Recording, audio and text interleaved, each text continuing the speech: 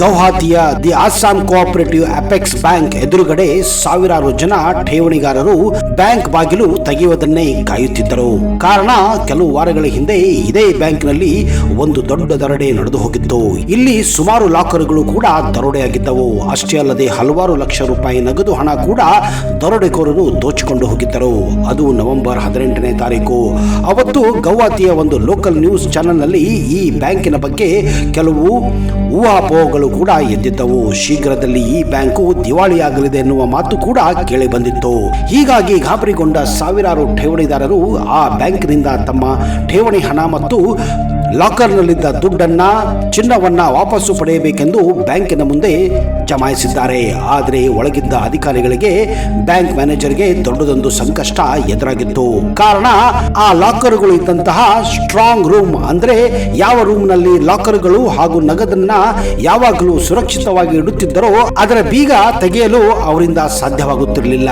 ಹೀಗಾಗಿ ಆ ಬ್ಯಾಂಕಿನ ಮ್ಯಾನೇಜರ್ ಹಲವಾರು ಎಕ್ಸ್ಪರ್ಟ್ಗಳನ್ನ ಕೂಡ ಕರೆಸಿದ್ದಾರೆ. ಆದರೂ ಕೂಡ ಆ ಸ್ಟ್ರಾಂಗ್ ರೂಮ್ ಬಾಗಿಲು ಮಾತ್ರ ತೆಗೆಯಲು ಸಾಧ್ಯವಾಗುವುದಿಲ್ಲ. ಕೊನೆಗೆ ಹತಾಶೆಯಿಂದ ಹತ್ತಿರದ ಯಾವುದಾದರೂ ಒಬ್ಬ ಬೀಗ ಮಾಡುವಂತಹ ವ್ಯಕ್ತಿಯನ್ನ ಕರೆಸಬೇಕೆಂದು ನಿರ್ಧಾರ ಮಾಡುತ್ತಾರೆ.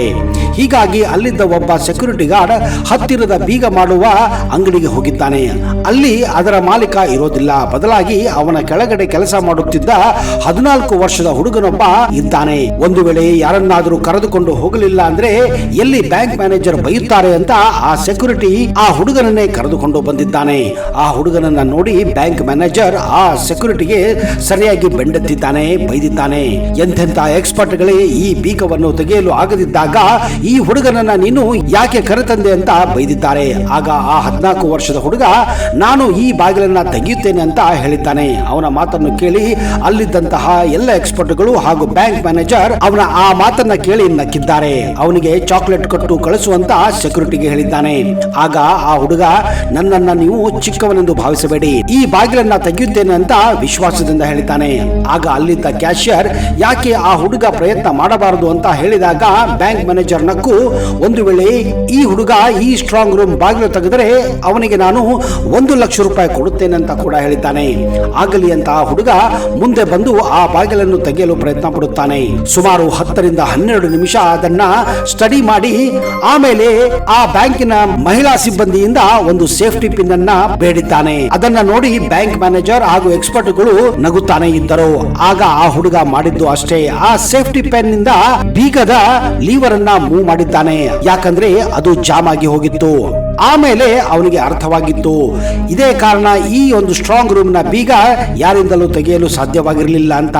ಆಮೇಲೆ ಆ ಲೀವರ್ ಜಾಮ್ ಅನ್ನ ತೆಗೆದ ನಂತರ ಆಮೇಲೆ ಮ್ಯಾನೇಜರ್ ಅನ್ನ ಕರೆದು ಈಗ ಈ ಡೋರ್ ಅನ್ನ ಓಪನ್ ಮಾಡಿ, ಅಂದ್ರೆ ಈ ಸ್ಟ್ರಾಂಗ್ ರೂಮ್ ಅನ್ನ ಓಪನ್ ಮಾಡಿ ಅಂತ ಹೇಳಿದ್ದಾನೆ. ಆಗ ಮ್ಯಾನೇಜರ್ ತನ್ನ ಬಳಿ ಇದ್ದಂತಹ ಬೀಗದ ಕೈಯನ್ನ ತೆಗೆದುಕೊಂಡು ಹೋಗಿ ಸ್ಟ್ರಾಂಗ್ ರೂಮ್ ಬೀಗದಲ್ಲಿ ಹಾಕಿದಾಗ ಸ್ಟ್ರಾಂಗ್ ರೂಮ್ ಓಪನ್ ಆಗಿದ್ದನ್ನ ನೋಡಿ ಬ್ಯಾಂಕ್ ಮ್ಯಾನೇಜರ್ ನಿಜಕ್ಕೂ ದಿಗ್ಭ್ರಾಂತನಾಗಿದ್ದ. ಆ ಹುಡುಗ ಮಾಡಿದ ಚಮತ್ಕಾರ ಕಂಡು ನಿಜಕ್ಕೂ ಅಚ್ಚರಿಪಟ್ಟಿದ್ದ. ಅಷ್ಟೇ ಯಾಕೆ, ಅಲ್ಲಿದ್ದ ಜನರೆಲ್ಲ ಬೆಚ್ಚಿ ಬಿದ್ದಿದ್ದರು. ಆ ಚಿಕ್ಕ ಹುಡುಗನ ಸಾಮರ್ಥ್ಯ ಕಂಡು ಎಲ್ಲ ಎಕ್ಸ್ಪರ್ಟ್ಗಳು ಮತ್ತು ಬ್ಯಾಂಕ್ ಮ್ಯಾನೇಜರ್ ಕೂಡ ದಂಗಾಗಿ ಹೋಗಿದ್ದರು.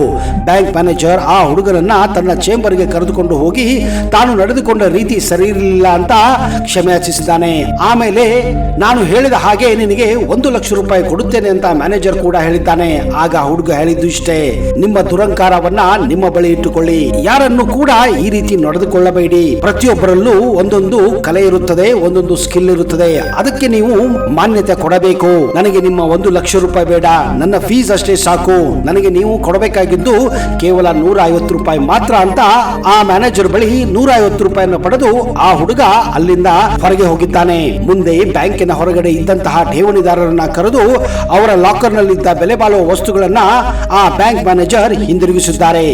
ಹೌದು ಸ್ನೇಹಿತರೆ, ಇತ್ತೀಚೆಗೆ ಚಿಕ್ಕ ಚಿಕ್ಕ ಬ್ಯಾಂಕ್ಗಳಲ್ಲಿ ಅಲ್ಲದೆ ದೊಡ್ಡ ದೊಡ್ಡ ಬ್ಯಾಂಕ್ಗಳಲ್ಲಿಯೂ ದರೋಡೆಗಳು ಮತ್ತು ಎಟಿಎಂ ದರೋಡೆಗಳು ಆಗಾಗ ನಡೆಯುತ್ತಿರುವುದರಿಂದ RBI ಈಗ ಎಲ್ಲ ಬ್ಯಾಂಕುಗಳ ಮೇಲೆ ಕೆಲವೊಂದು ಖಡಕ್ ಆದಂತಹ ಮಾರ್ಗಸೂಚನೆಯನ್ನು ಕೂಡ ಕಳಿಸಿಕೊಟ್ಟಿದೆ.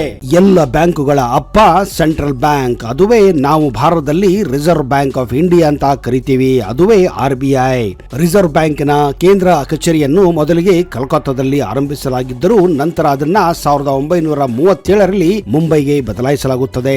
1949ರಿಂದ ಭಾರತ ಸರ್ಕಾರವು ಇದರ ಒಡೆತನವನ್ನ ಹೊಂದಿದೆ. ಇದು 22 ಪ್ರಾದೇಶಿಕ ಶಾಖೆಯನ್ನ ಹೊಂದಿದೆ. ರಿಸರ್ವ್ ಬ್ಯಾಂಕ್ ದೇಶದ ಅತ್ಯುತ್ತಮ ಬ್ಯಾಂಕ್ ಆಗಿದೆ. ಮೊದಲ ವಿಶ್ವ ಯುದ್ಧದ ನಂತರ ಆರ್ಥಿಕ ತೊಂದರೆಗಳಿಗೆ ಸ್ಪಂದಿಸಲು ರಿಸರ್ವ್ ಬ್ಯಾಂಕ್ ಆಫ್ ಇಂಡಿಯಾ ಅನ್ನು 1ನೇ ಏಪ್ರಿಲ್ 1935ರಂದು ಬ್ರಿಟಿಷರು ಸ್ಥಾಪಿಸಿದ್ದರು. BR ಅಂಬೇಡ್ಕರ್ ಅವರು ರೂಪಾಯಿ ಸಮಸ್ಯೆ ಮತ್ತು ಅದರ ಮೂಲ ಮತ್ತು ಅದರ ಪರಿಹಾರ ಎಂಬ ಶೀರ್ಷಿಕೆಯ ಪುಸ್ತಕದಲ್ಲಿ ಪ್ರಸ್ತುತಪಡಿಸಿದ ಮಾರ್ಗಸೂಚಿಗಳು, ಕಾರ್ಯಶೈಲಿ ಮತ್ತು ದೃಷ್ಟಿಕೋನಗಳ ಪ್ರಕಾರ RBI ಅನ್ನ ಪರಿಕಲ್ಪನೆ ಮಾಡಲಾಗಿದೆ ಮತ್ತು ಹಿಲ್ಟನ್ ಯಂಗ್ ಆಯೋಗ ಪ್ರಸ್ತುತಪಡಿಸಿದ ಕಂಡೀಷನ್ಗಳನ್ನ ಇದರಲ್ಲಿ ಬರೆಯಲಾಗಿದೆ. ಹಿಲ್ಟನ್ ಯಂಗ್ ಕಮಿಷನ್ ಎಂದು ಕರೆಯಲ್ಪಡುವ 1926ರ royal commission of Indian currency and finance ಶಿಫಾರಸುಗಳ ಆಧಾರದ ಮೇಲೆ ಬ್ಯಾಂಕ್ ಅನ್ನ ಸ್ಥಾಪಿಸಲಾಗಿತ್ತು. RBI ನ ಮುದ್ರೆ ಮೂಲ ಈಸ್ಟ್ ಇಂಡಿಯಾ ಕಂಪನಿಯ ಡಬಲ್ ಮೊಹರ್ ಆಗಿತ್ತು.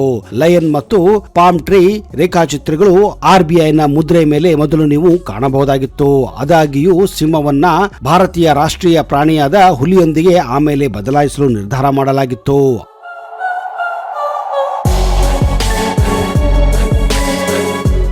RBI ಬ್ಯಾಂಕ್ ನೋಟುಗಳ ಸಮಸ್ಯೆಯನ್ನ ನಿಯಂತ್ರಿಸಲು, ಭಾರತದಲ್ಲಿ ವಿತ್ತೀಯ ಸ್ಥಿರತೆಯನ್ನು ಕಾಪಾಡಿಕೊಳ್ಳಲು, ಮೀಸಲುಗಳನ್ನು ಇಟ್ಟುಕೊಳ್ಳಲು ಮತ್ತು ಸಾಮಾನ್ಯವಾಗಿ ದೇಶದ ಹಿತದೃಷ್ಟಿಯಿಂದ ಕರೆನ್ಸಿ ಮತ್ತು ಸಾಲ ವ್ಯವಸ್ಥೆಯನ್ನು ನಿರ್ವಹಿಸಲು ಅದರ ಮೂಲ ಕಾರ್ಯವನ್ನ ಅದು ವಿವರಿಸುತ್ತದೆ. ಈ ಬ್ಯಾಂಕು ದೇಶದ ಬ್ಯಾಂಕಿಂಗ್ ಕ್ಷೇತ್ರದಲ್ಲಿ ಅಗ್ರಸ್ಥಾನವನ್ನು ಪಡೆದಿದ್ದು ಎಲ್ಲಾ ಬ್ಯಾಂಕುಗಳು ಮತ್ತು ಹಣಕಾಸಿನ ಸಂಸ್ಥೆಗಳ ನೇರ ನಿಯಂತ್ರಣ ಸಾಧಿಸುತ್ತದೆ. ಇದು ಸಂಪೂರ್ಣವಾಗಿ ಸರ್ಕಾರಿ ಸ್ವಾಮ್ಯದ ಬ್ಯಾಂಕ್ ಆಗಿದೆ. ರಿಸರ್ವ್ ಬ್ಯಾಂಕಿನ ಆಡಳಿತ ಮತ್ತು ಮೇಲ್ವಿಚಾರಣೆಯು 21 ಸದಸ್ಯರುಗಳನ್ನ ಒಳಗೊಂಡಿದೆ. ಜೊತೆಗೆ ಕೇಂದ್ರ ನಿರ್ದೇಶಕರ ಮಂಡಳಿಗೆ ಒಳಪಟ್ಟಿದೆ. ಈ 21 ನಿರ್ದೇಶಕರಲ್ಲಿ ಒಬ್ಬ ಗವರ್ನರ್, 4 ಉಪ ಗವರ್ನರ್ಗಳು, ಹಣಕಾಸು ಇಲಾಖೆಯ 2 ನಿರ್ದೇಶಕರು, ವಿವಿಧ ಪ್ರಮುಖ ಕ್ಷೇತ್ರಗಳಿಂದ ಆಯ್ದ ಸರ್ಕಾರ ನಾಮಕರಣ ಮಾಡಿದ 10 ಮಂದಿ ನಿರ್ದೇಶಕರು ಮತ್ತು ಕೋಲ್ಕತ್ತಾ, ಮುಂಬೈ, ಚೆನ್ನೈ, ದೆಹಲಿಯಲ್ಲಿರುವ 4 ಪ್ರಾದೇಶಿಕ ಮಂಡಳಿಗಳ 4 ಪ್ರತಿನಿಧಿಗಳು ಇದರಲ್ಲಿ ಇರುತ್ತಾರೆ. ರಿಸರ್ವ್ ಬ್ಯಾಂಕ್ ನ ಕೇಂದ್ರ ಕಚೇರಿ ಮುಂಬೈಯಲ್ಲಿದೆ.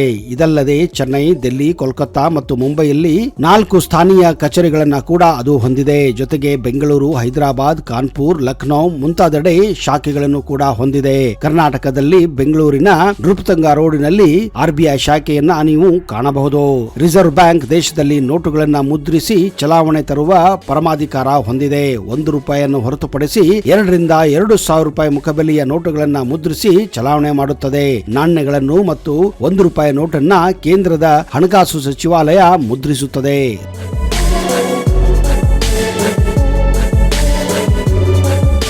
ರಿಸರ್ವ್ ಬ್ಯಾಂಕ್ ಸರ್ಕಾರ ಬ್ಯಾಂಕ್ ಆಗಿ ಪ್ರತಿನಿಧಿಯಾಗಿ ಮತ್ತು ಸಲಹೆಗಾರನಾಗಿ ಕೆಲಸ ಮಾಡುತ್ತದೆ. ಸರ್ಕಾರದ ಸಲಹೆಗಾಗಿ ರಿಸರ್ವ್ ಬ್ಯಾಂಕು ಎಲ್ಲ ಹಣಕಾಸಿನ ವಿಚಾರಗಳ ಮೇಲೆ ಸರ್ಕಾರಕ್ಕೆ ಸಲಹೆ ನೀಡುತ್ತದೆ. ರಿಸರ್ವ್ ಬ್ಯಾಂಕು ಬ್ಯಾಂಕುಗಳ ಬ್ಯಾಂಕ್ ಆಗಿ ಕೆಲಸ ಮಾಡುತ್ತದೆ. 1949ರ ಬ್ಯಾಂಕಿಂಗ್ ರೆಗ್ಯುಲೇಷನ್ ಕಾಯ್ದೆಯ ಪ್ರಕಾರ ಎಲ್ಲ ವಾಣಿಜ್ಯ ಬ್ಯಾಂಕುಗಳು ಕೇಂದ್ರ ಬ್ಯಾಂಕ್ನೊಡನೆ ತಮ್ಮ ಠೇವಣಿಗಳ ಒಂದು ಅಂಶವನ್ನ ಕಾಯ್ದಿರಿಸಿ ಹಣವಾಗಿ RBI ನಲ್ಲಿ ಇಡಬೇಕಾಗುತ್ತದೆ.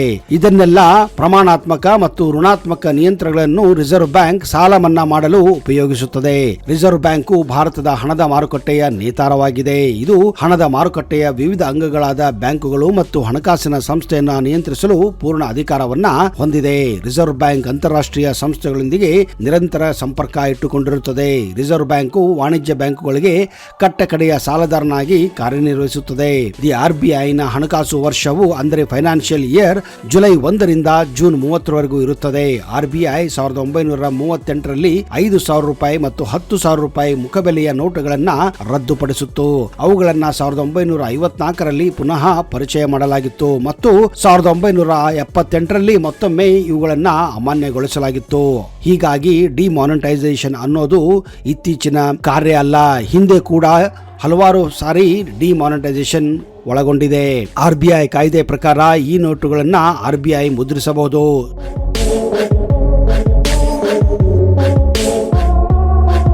2016ರಲ್ಲಿ ಭಾರತ ಸರ್ಕಾರವು ತನ್ನ ಕರೆನ್ಸಿ ವ್ಯವಸ್ಥೆಯಲ್ಲಿನ ಎರಡು ದೊಡ್ಡ ಮೌಲ್ಯದ ಕರೆನ್ಸಿಗಳಾದ 500 ಮತ್ತು 1000 ರೂಪಾಯಿ ನೋಟುಗಳನ್ನ ಅಮಾನ್ಯಗೊಳಿಸಿತ್ತು, ಅಂದ್ರೆ ಡಿಮಾನಿಟೈಸೇಷನ್ ಮಾಡಿತ್ತು. ಈ ನೋಟುಗಳು ದೇಶದ ಚಲಾವಣೆಯಲ್ಲಿರುವ ಹಣದ 86%. ಭಾರತದ ಪ್ರಧಾನಿ ನರೇಂದ್ರ ಮೋದಿ ಅವರು 2016 ನವೆಂಬರ್ 8ರಂದು ಎಲ್ಲ 500 ಮತ್ತು 1000 ರೂಪಾಯಿ ನೋಟುಗಳನ್ನ ಅಮಾನ್ಯ ಎಂದು ಘೋಷಣೆ ಮಾಡಿದ್ದರು. ಹೊಸದಾಗಿ ಪರಿಚಯಿಸಲಾದ 2000 ರೂಪಾಯಿ ನೋಟು ಮತ್ತು 500 ರೂಪಾಯಿಗಳನ್ನ ವಿನಿಮಯ ಮಾಡಿಕೊಳ್ಳಲು ಆಗ ಅವಕಾಶ ಕೂಡ ನೀಡಲಾಗಿತ್ತು. ಇಂತಹ ಎಲ್ಲ ನಿರ್ಣಯಗಳನ್ನ ಪ್ರಧಾನಮಂತ್ರಿಗಳು RBI ಗವರ್ನರ್ ಜೊತೆ ಸಂಧಾನ ಮಾಡಿಕೊಂಡು ಈ ನಿರ್ಧಾರಗಳನ್ನ ತೆಗೆದುಕೊಳ್ಳುತ್ತಾರೆ. ಹಿಂದೆ ಇಂದಿರಾ ಗಾಂಧಿ ಕೂಡ ಡಿಮಾನಿಟೈಸೇಷನ್ ಮಾಡಬೇಕೆಂದು ನಿರ್ಧಾರ ಮಾಡಿದ್ದರು. ಆದರೆ ಆಗಿನ RBI ಗವರ್ನರ್ ಅದಕ್ಕೆ ಒಪ್ಪಿಗೆ ಕೊಟ್ಟಿರಲಿಲ್ಲ. ಇಂದು ಭಾರತದಲ್ಲಿ ಯಾವುದೇ ಒಂದು ಆರ್ಥಿಕ ಸಂಬಂಧಪಟ್ಟ ನಿರ್ಣಯಗಳನ್ನು ತೆಗೆದುಕೊಳ್ಳಲು RBI ಮುಖ್ಯವಾಗಿದೆ.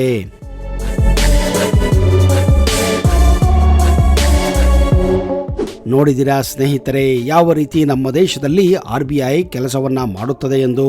ನಿಜಕ್ಕೂ ನಿಮಗೆ ಈ ಮಾಹಿತಿ ಇಷ್ಟವಾದಲ್ಲಿ ಈಗಲೇ ಈ ವಿಡಿಯೋನ ಲೈಕ್ ಮಾಡಿ ಹಾಗೂ ನಿಮ್ಮೆಲ್ಲ ಸ್ನೇಹಿತರ ಜೊತೆ ಹಂಚಿಕೊಳ್ಳಿ. ಇಂತಹದೇ ಮಾಹಿತಿಯುಕ್ತ ವಿಡಿಯೋಗಳೊಂದಿಗೆ ಮುಂದಿನ ಸಂಚಿಕೆಯಲ್ಲಿ ಮತ್ತೆ ಬರುತ್ತೇನೆ. ಅಲ್ಲಿಯವರೆಗೆ ಜೈ ಹಿಂದ್, ಜೈ ಕರ್ನಾಟಕ. ನಿಮಗೆಲ್ಲ ಶುಭವಾಗಲಿ.